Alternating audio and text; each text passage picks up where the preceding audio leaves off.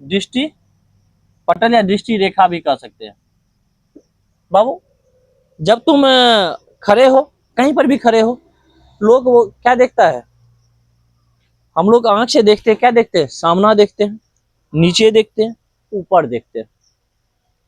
यही चीज देखते हो ना, भर दिन क्या करते रहते हैं, यही चीज करते रहते हैं।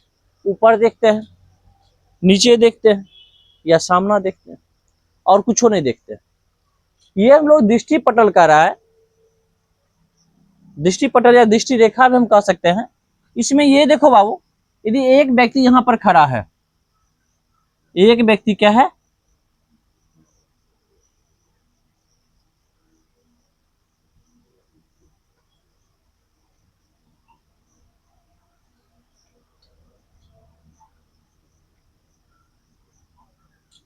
एक व्यक्ति खड़ा है, व्यक्ति बना दिए नहीं। अब ये व्यक्ति देखो खड़ा है, ये क्या कर रहा है, ये टावर है, ये बाबू क्या है, एक टावर है। मान लो इस टावर को मानो,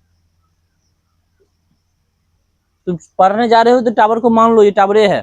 कौन टावर है, जियो कंपनी का टावर है, यही है, जियो कंपनी का टावर है। हम लोग कभी गए उसके अगल बगल में और टावर को देख रहे हैं, कहाँ देख रहे हैं, ऐसे देख रहे हैं। बाबू ऐसे करके देखेंगे तो यहाँ क्या बनेगा, एक बिंदु बनेगा, रेखा बनेगा। ये जो रेखा क्या करेगा, यही रेखा बनेगा ना, तब हम टावर के ऊपर बिंदु को देख सकते हैं।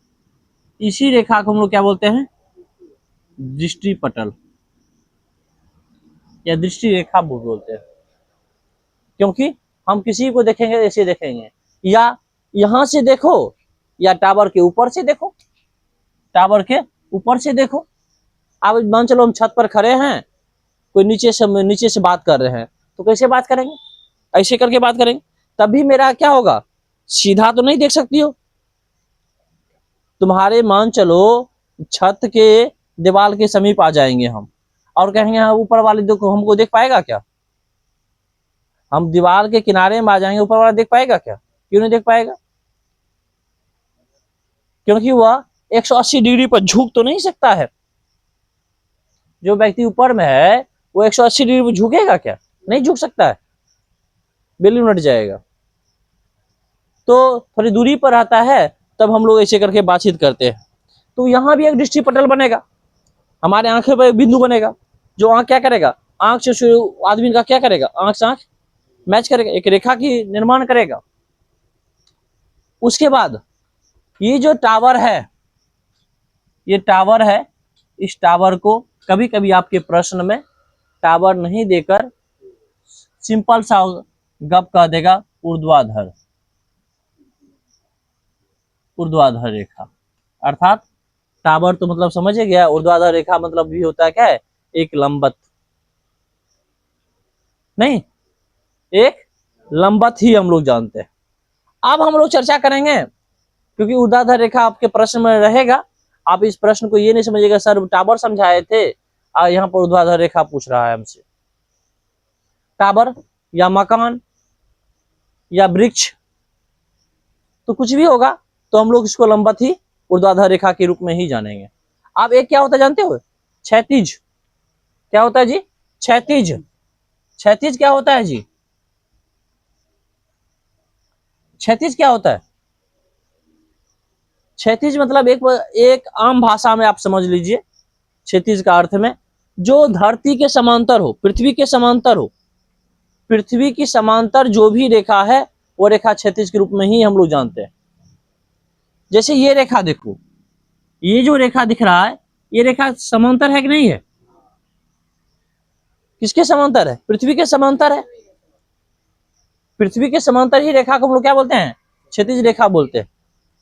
क्या क्यों, हम जब खड़े हैं, आप किसी बिंदु को आंकड़ा लगा रहे हैं, या लंबत हम लोग सीधे देख रहे हैं, वो क्षैतिज रेखा में देख रहे हैं, उसे हम लोग नहीं देख रहे हैं।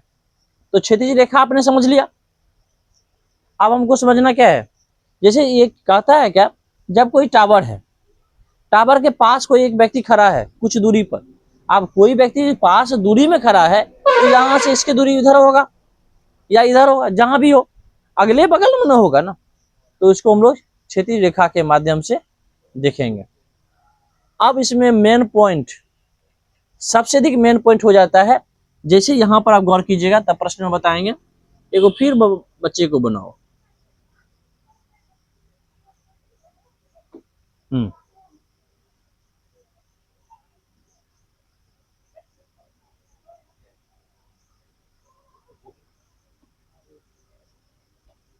अब बाबू इस मुंडा को देखो, ये मुंडा क्या कहते हैं जानते हो? ये टावर दिख रहा है। अब जो टावर इसको देख रहा है, ये टावर दिख रहा है, दिख रहा है टावर। और ये क्या हो रहा है, ये इसकी समांतर रेखा बनेगा, ये कोण बनेगा। ये जो कोण बनेगा, मान चलो कोई भी वस्तु देखता है वह कोण बनेगा। कैसे कोण बनेगा? ऐसे हम देख रहे हैं, ऊपर देख रहे हैं, और ये क्या होता है, समांतर होती है। अब हम ऊपर भी देखेंगे नीचे भी देखेंगे, संभव नहीं है, तो इस तरह समांतर बनता है। यहाँ जो कोण बन जाता है, ये कोण, इसी कोण को हम लोग कौन सा नाम डालते हैं? इस कोण का उन्नयन कोण डालते हैं। क्या डालते हैं बाबू?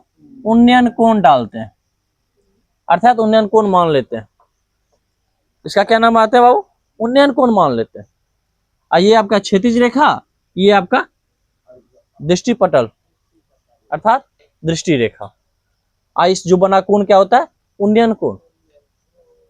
जब भी उन्नयन कोण पूछे, एक ही बार माइंड में लगाना, क्योंकि ये शब्द बार बार प्रश्न में आएगा, प्रत्येक प्रश्न में आ जाता है उन्नयन कोण। उन्नयन कोण का मतलब कुछ नहीं करना, निचले पॉइंट पर लगाना। कहां लगाना? निचले। उन्नयन, उन्नयन का अर्थ क्या होता है? नीचे। उन्नयन मतलब ऊपर की ओर देखना। जब हम ऊपर की ओर देखेंगे तब तो हमारा ये चित्र यहां बनेगा नहीं। अवनमन में क्या होता है? अवनमन मतलब नीचे की ओर देखना। जब हम आकाश में रहेंगे तब अवनमन कोण यहां बनेगा। अवनमन कोण कहां बनेगा? यहां बनेगा। इसको बोलेंगे अवनमन कोण। क्या बोलेंगे बाबू? अवनमन कोण। और यहां जो कोण बनेगा, इस कोण को क्या कहेंगे? उन्नयन कोण। समझ गए? यहां जो कोण बनेगा उसको उन्नयन कोण, और यहां जो कोण बनेगा उसको क्या कहेंगे? अवनमन कोण, क्योंकि वह ऊपर बनता है। कोई व्यक्ति ऊपर से नीचे देख रहा है, हम लोग नीचे से ऊपर देख रहे हैं। नीचे से ऊपर देखेंगे तो, नीचे से ऊपर देखेंगे तो उन्नयन कोण, और ऊपर से नीचे देखेंगे तो अवनमन कोण। और एक बात जानते हैं, एक बात आप जान लीजिए, उन्नयन कोण बराबर क्या होता है? अवनमन कोण। उन्नयन कोण बराबर क्या होता है? अवनमन कोण। अर्थात दोनों कोण का मान क्या होता है? लगभग बराबर ही होता है। लगभग पूरे कह दे, पूरे बराबर होता है।